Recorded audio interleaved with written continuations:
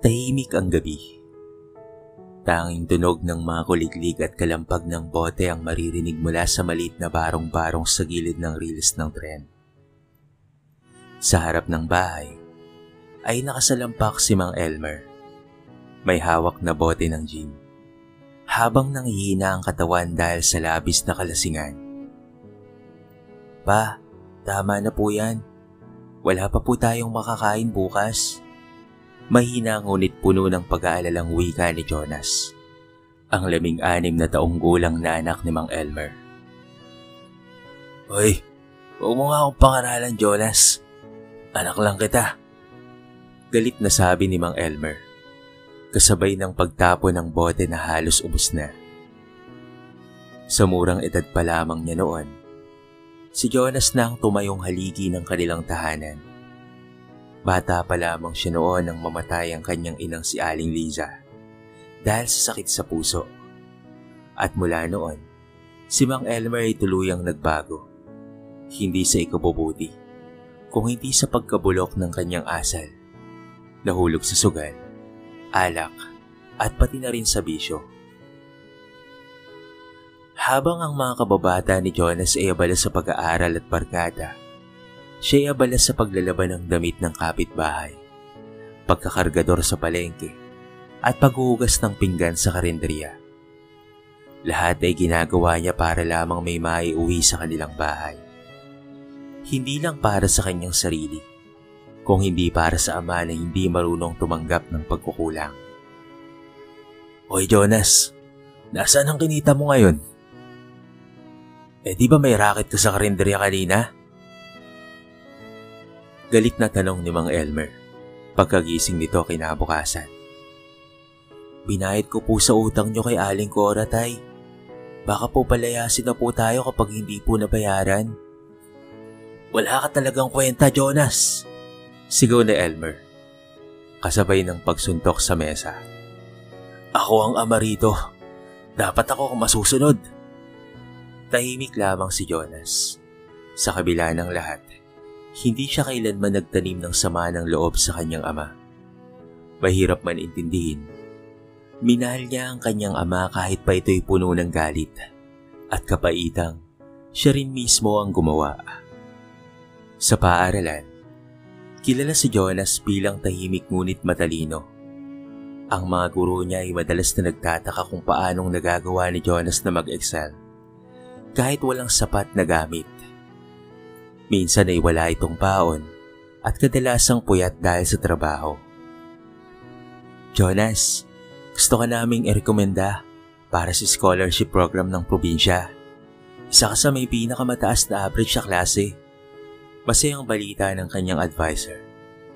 Ngunit kahit kaano man kaganda ang balitang iyon, ang iniisip ni Jonas ay kung saan siya kukuha ng pamasahe kinabukasan at kung papaano niyang mapipigilan ang kanyang ama sa paglalasing nito mamayang gabi. Yon ang buhay niya. Isang anak na pumapasa ng responsibilidad na hindi naman dapat sa kanya. Sa gabi sa tuwing tahimik ang lahat, umiiyak siya sa sulok ng silid.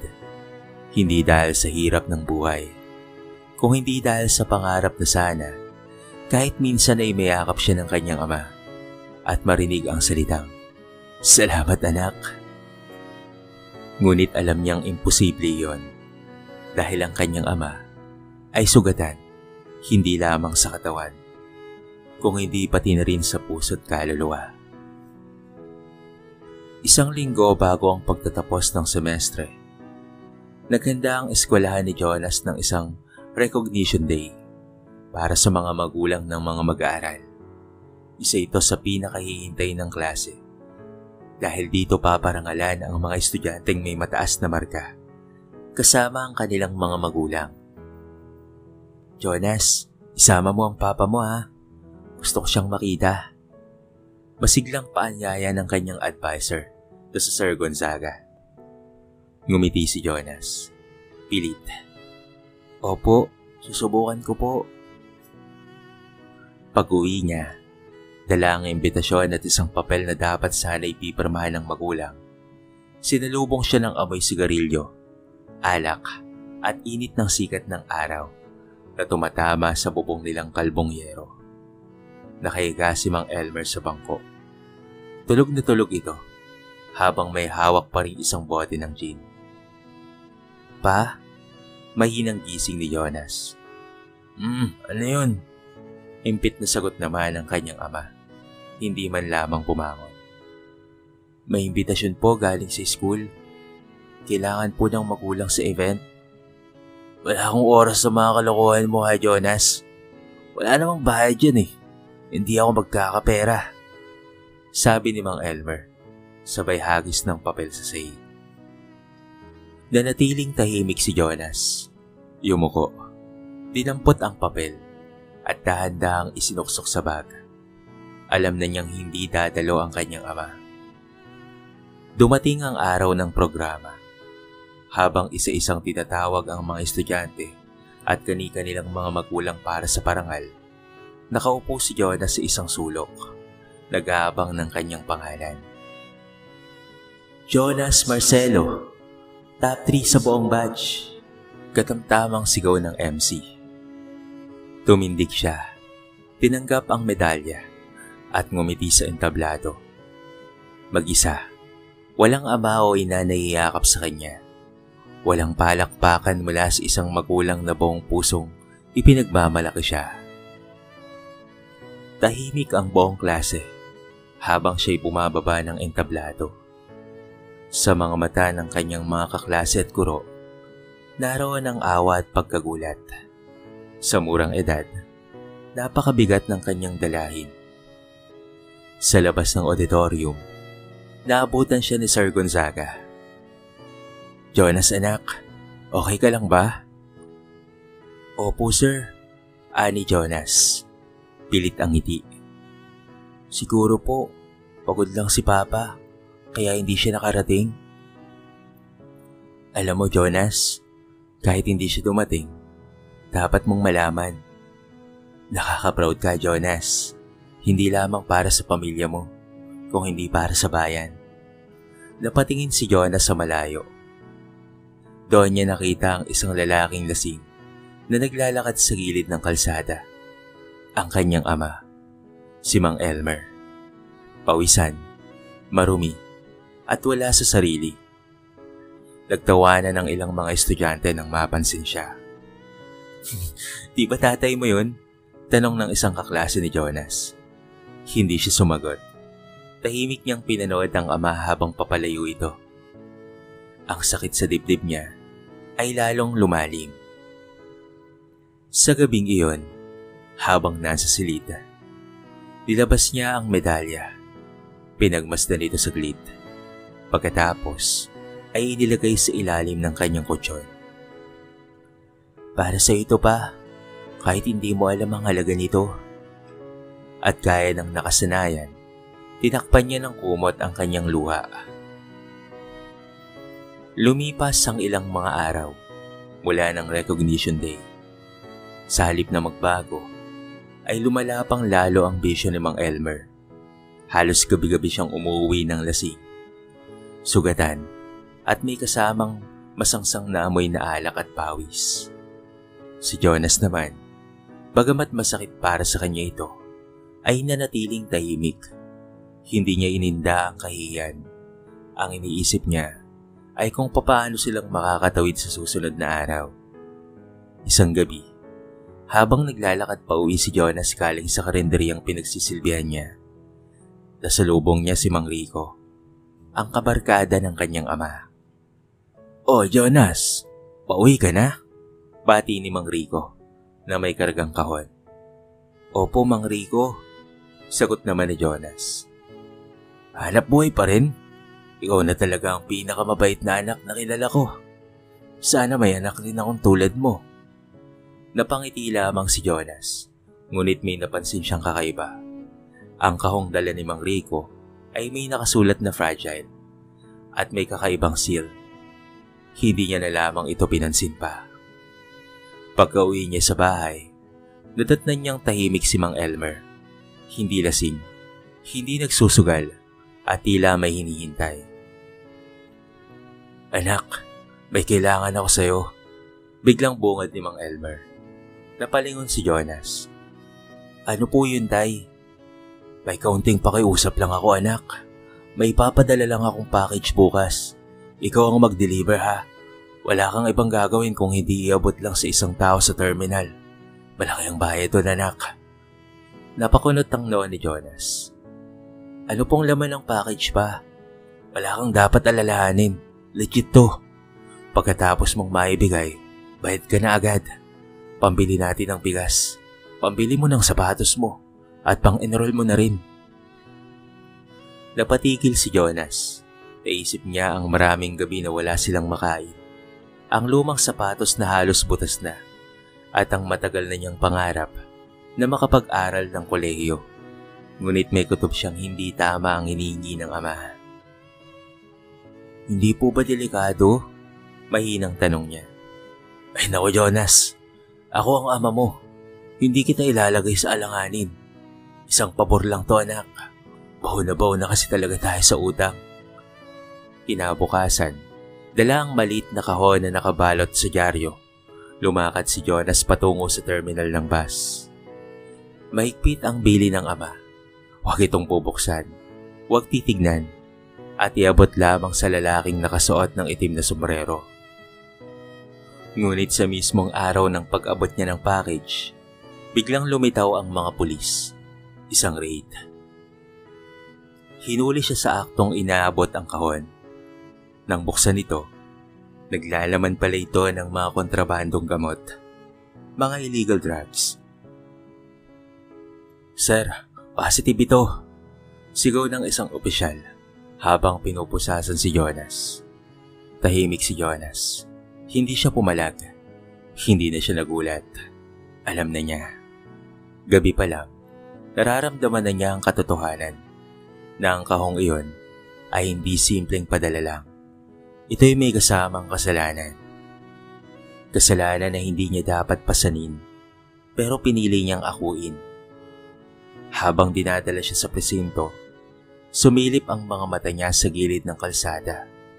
At doon, sa likod ng karinderya, nakita niya ang kanyang amang si Mang Elmer.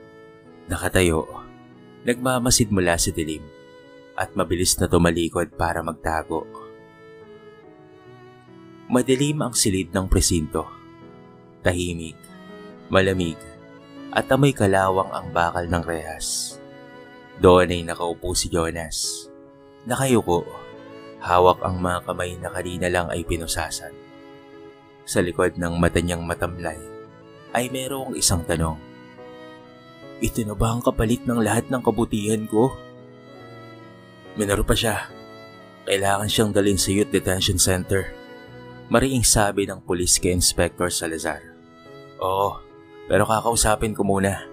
Sagot ng opisyal. Lumapit si Salazar sa selda. Jonas, tama? Totoo bang alam mong illegal ang laman ng package? Tahimik si Jonas. Hindi siya nagsalita. Tinignan lang niya si Salazar sa mata at saka tumango ng bahagya. Kanino galing ang package? Inilabas ni Jonas ang isang pilit ng ngiti. Sa akin po. Ako lang po ang may kasalanan. Sigurado ka ba dyan ha, iho? Wala ka bang gustong linawin? Wala na po. Sagot niya ng mahinahon. Samantala, sa kanilang barong-barong, si Mang Elmer ay nagkukubli. Hindi lumalabas. Hindi sumasagot sa tanong ng mga kapitbahay. Narinig na niyang nahuli si Jonas at alam niyang siya ang dapat na nasa kulungan pero hindi niya kayang umamin. Masyado nang malayo. Hindi ko na mababawi. Bulong niya sa sarili habang hawak ang baso ng alak. Dumating si Tita Mercy, kapatid ng yumaong ina ni Jonas. Galing pa itong kabilang probinsya nang malaman ng balita. Kinumpronta nito si Mang Elmer. Elmer, anong ginawa mo sa pamangkin ko? Sinasabi ng mga pulis na hindi makapagsalita si Jonas kung sino ang tunay na may sala. Bakit siya ang nagsakripisyo? Hindi ba't ikaw ang may kagagawan? Wala akong alam dyan. Huwag mo akong pagbibintangan.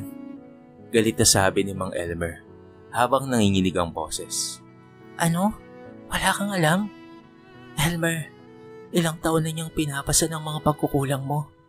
Akala mo ba hindi namin alam na wala siyang baon sa araw-araw? Wala siyang bagong damit. Pero ikaw itong may bisyo at puro utang. Tahimik lamang si Mang Elmer. Hindi makatingin sa mata ni Mercy. Alam niyang totoo ang lahat. Ngunit ang hiya at takot ay bumalot sa buong pagkatao niya. Sa halip na lumaban, ay tumalikod siya. Wala kang kwentang ama. Pulalas ni Mercy habang lumuluha. Pero kahit ganyan ka, minahal ka pa rin ni Jonas. At ngayon, buhay niya ang kapalit. Siya ang nasa bilangguan. Sa loob ng Youth Detention Center, nagsimula ang bagong yugto sa buhay ni Jonas. Malayo sa tahanan, malayo sa paaralan, at malayo sa inaasam niyang kinabukasan. Ngunit nanatili siyang tahimik, matatag, at mabait. Sa loob lamang ng ilang linggo, nakuha niya ang tiwala ng mga gwardya. Tinuruan siya ng isang volunteer teacher, si Kuya Neil, na dati ring bilanggo. Nakita ni Kuya Neil ang kabutihan ni Jonas at ang katalinuhang taglay nito. Hindi ka para dito, Jonas, sabi ni Kuya Neil minsan. Alam kong hindi ikaw ang tunay na may sala. Ngunit si Jonas ay muling ngumiti ng mapait. Hindi po lahat ng tama ay kailangang ipaglaban, lalo na kung ang puso mo ay piniling magmahal kahit masakit. At sa bawat gabi, nakatingin siya sa buwan. Wari kinakausap ang kanyang yumaong ina, habang pinapasa ng kasalanang hindi naman niya ginawa at mas lalong hindi sa kanya. Hindi na muling lumabas ng bahay si Mang Elmer. Ang dating palengking puno ng sigawan at tawanan ay tila naging tahimik sa tuwing siya'y daraan. Wala na ang kanyang mga barkadang sugalero. Pati si Rico ay tila nawala ng mukha para humanap sa kanya. Sa halip, araw-araw ay kasama na lamang niya ang bote, usok ng sigarilyo, at bigat ng konsensyang hindi niya na makayanan. Gabi-gabi siyang dinadalaw ng bangungot, mga alaala ni Jonas, ng tapat nitong ngiti, ng kanyang mga sakripisyo. Isang gabi, nagising siyang umiiyak, pawis na pawis. Hawak-hawak ang lumang medalya ng anak. Hindi niya alam kung papaano itong napunta sa ilalim ng kama. Pero alam niyang iyon ang medalya mula sa Recognition Day. Ang araw na pinili niyang hindi siputin. Anak, patawad. Ngunit walang sumagot sa kanya. Wala siyang mapaghingahan. Lahat ng lumapit sa kanya ay umalis. Lahat ng dating kaibigan ay tumalikod. Sa maliit na salamin sa dingding, araw-araw niyang kinakaharap ang isang matandang walang dangal. Ama sa papel, pero hindi kailanman naging ama sa gawa. Sa gitna ng kanyang kalungkutan, sinubukan niyang bumawi. Pumunta siya sa barangay hall. Nagtanong kung papaano siyang makakalapit sa mga otoridad upang bawiin ang testimonya ng anak. Ngunit mas lumala lamang ang lahat. Sir, hinatulan na ang anak mo. Tinanggap niya ang kasalanan. Unless may bagong ebidensya, mahirap nang baguhin yan, sagot ng pulis. Gustong-gusto niyang sumigaw. Gusto niyang aminin ang lahat. Pero natatakot siya. Takot siya na baka hindi siya paniwalaan. Takot na baka lalong lumala lamang ang sitwasyon. At higit sa lahat, takot siyang harapin si Jonas, na sa kabila ng lahat ay hindi siya sinisisi. At inako ang kanyang kasalanan. Minsan, nagtangkang sumulat si Mang Elmer. Umupo siya sa lamesa. Hawak ang lumang lapis at isang luma ring papel. Ngunit wala siyang maisulat. Sa kanyang isip, paano mo ba maisusulat ang salitang patawad sa anak na hindi ka kailanman kinaumayan? Kahit pinigo ko siya ng paulit-ulit. Isang araw, dumating si Mercy sa bahay nila. May dalang pagkain at mga gamit para kay Mang Elmer. Ngunit hindi ito ang karaniwang sermon na inaasahan niya. Elmer, tinulungan naming iapila ang kaso ni Jonas. Hindi pa uli ang lahat. Kung may lakas ka ng loob, humarap ka sa korte. Aminin mo ang totoo. Napatingin si Elmer. Hindi niya alam kung ito ba ang paraan upang muling makahinga. Pero papaano kung ayaw na akong makita pa ni Jonas? Mahinang tanong niya. Hindi ka minahal ni Jonas dahil perpekto ka. Minahal ka ng anak mo sa kabila ng lahat.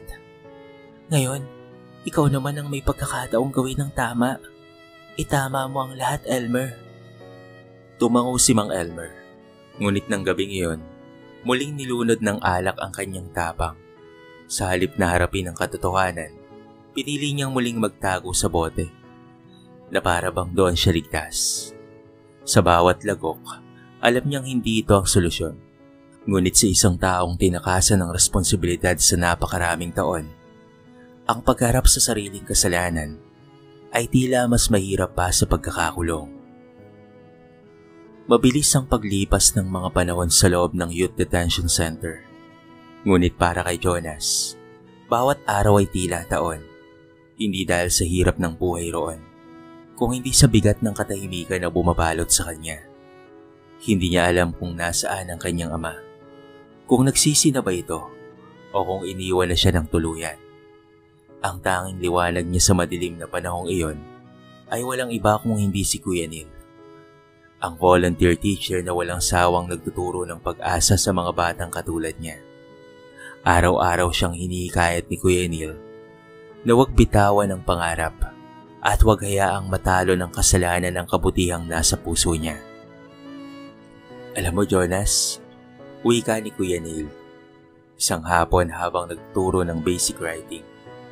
May ilang tao sa mundo na isinilang para magpasan sa sakit ng iba. Pero kahit ganun, kaya pa rin nilang umangat sa buhay basta't hindi sila bibitaw sa kabutihan. Napangiti si Jonas, kahit kapiraso. Pero hanggang kailan ko dadalhin to, Kuya Neil? Hanggang kailan ako mananahimik? Hanggang sa handa ka nang ipaglaban ang sarili mo, hindi lang ang ama mo. Habang si Jonas ay unti-unting natututo sa paghilom, si Mang Elmer naman ay tuluyang nilamon ng lungkot at sakit. Isang araw, bumagsak siya sa sahig ng kanilang barong-barong. Hawak-hawak ang dibdib. Dinala siya ng isang kapitbahay sa pampublikong ospital. Doon ay natuklasang may iniindang sakit sa puso at natay si Mang Elmer, bunga ng mahabang panahon ng bisyo. Sa loob ng ospital, wala ni isang kamag-anak na bumisita. Si Tita Mercy lamang ang dumalaw, at kahit galit pa rin siya, naawa ito sa kalagayan ng lalaking minsang minahal ng kanyang kapatid. Elmer, baka ito na ang pagkakataon mo? Baka kaya ka binigyan pa ng buhay ay para makabawi ka sa anak mo? Hirap man sa paghinga, napaluha si Mang Elmer. Hindi siya makapaniwala na sa dami ng tawa na lumipas ay ito ang magiging hantungan ng buhay niya. Isang kama sa ospital, walang pera, walang pangalan, walang anak sa tabi. Naisip niyang sumulat muli kay Jonas, ngunit sa bawat pagtatangka, lagi itong nauudlot. Hanggang isang gabi, pinilit niyang tapusin ang liham. Anak, hindi ko alam kung mababasa mo pa ito. Marami akong pagkukulang. At higit pa roon, tuwag ako. Tuwag na ama na hindi kayang ipaglaban ang anak. Pero anak, sa bawat gabing lumipas mula nang ikaw ay mawala, ikaw lamang ang iniiyakan ko. Hindi ko alam kung mapapatawad mo pa ako. Pero salamat, dahil kahit wala akong kwentang ama, minahal mo pa rin ako. Sa kulungan, isang araw ay tinawag si Jonas. May sulat para sa iyo, Jonas. Kinuha niya ito. Kilala niya kaagad ang sulat kamay. Nanginginig ang kanyang mga daliri habang binubuksan ang sobre. At habang binabasa, walang salitang lumalabas sa kanyang bibig. Pero isa lamang ang naramdaman niya. Hindi galit, kung hindi isang uri ng lungkot na hindi na mababawi ng kahit na anong pagsisisi.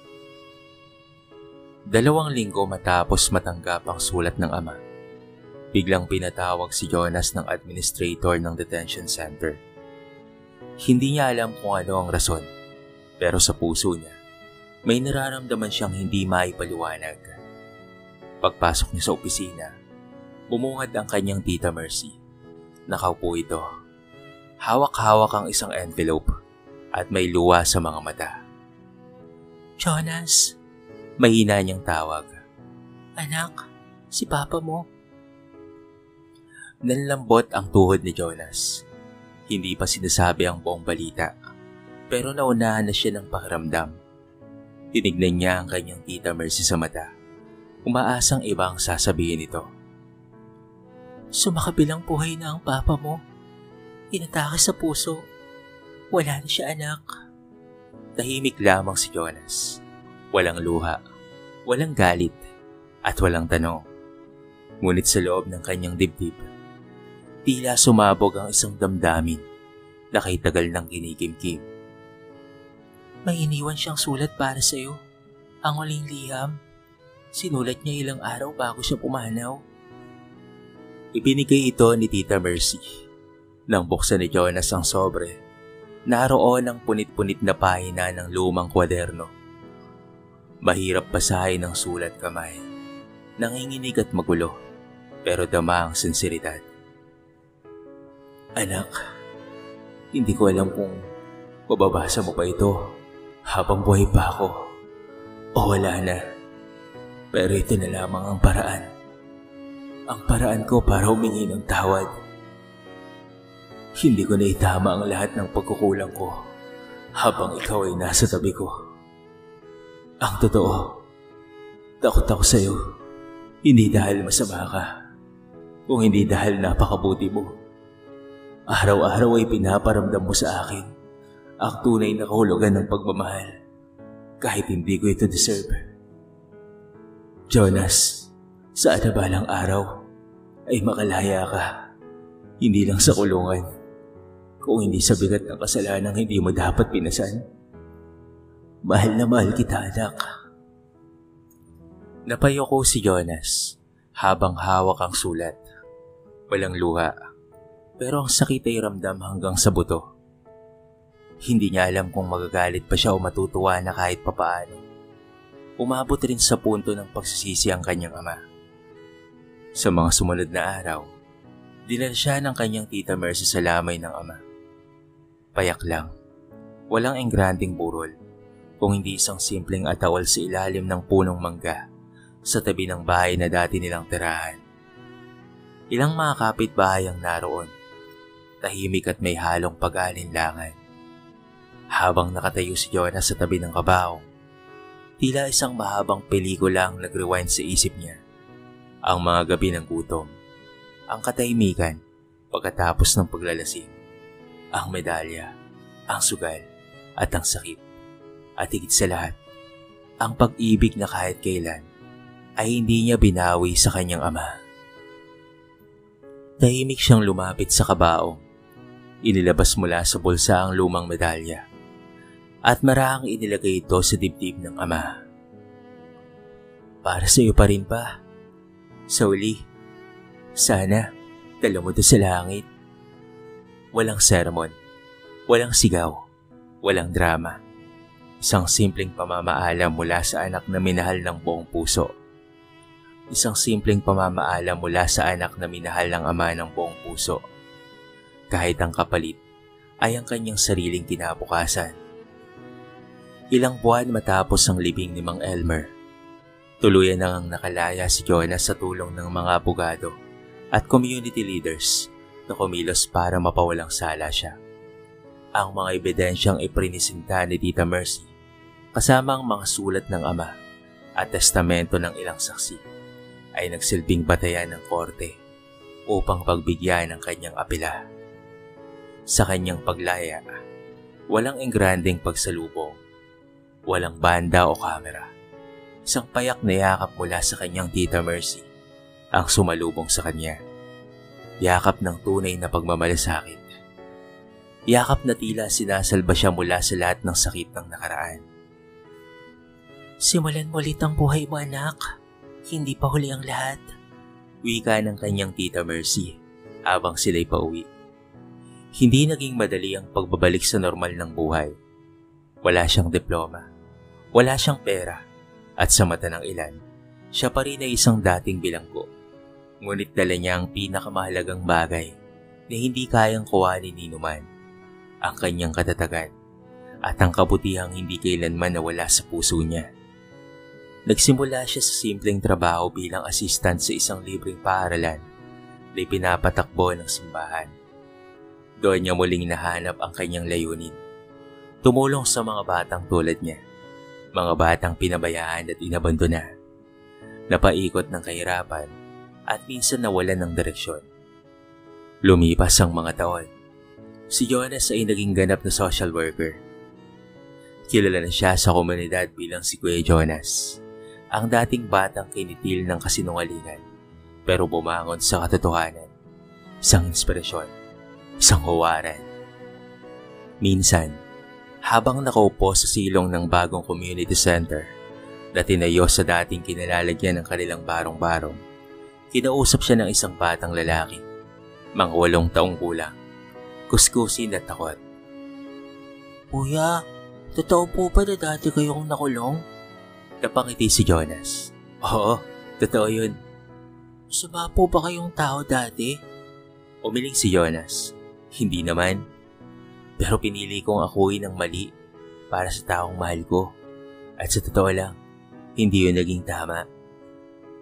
Bakit niyo po ginawa yun? Inosenteng tanong ng bata.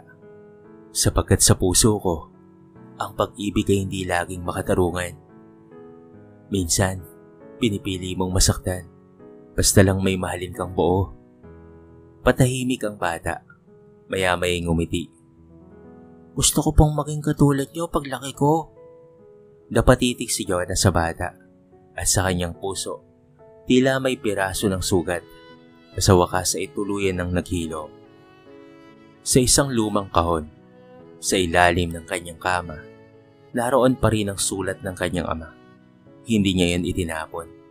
Hindi rin ipinaskil. Tahimik lang itong nakatago. Paalala ng isang nakaraan na puno ng sakit. Ngunit nagtulak sa kanya patungo sa mas maliwanag na kinabukasan. Dahil sa huli, ang bigat ng kasalanan ay hindi kailanman kayang sukati ng batas, kung hindi ng puso. At sa pusong marunong magpatawad, ay mayroong bagong simula. Sa libingan ni Mang Elmer, isang simpleng lapida lamang ang naroon. Palaging mayroong sariwang bulaklak ang naroon. At ito ay galing sa anak na hindi kailanman tumigil na magmahal, kahit pa sa pinakadulo ng lahat.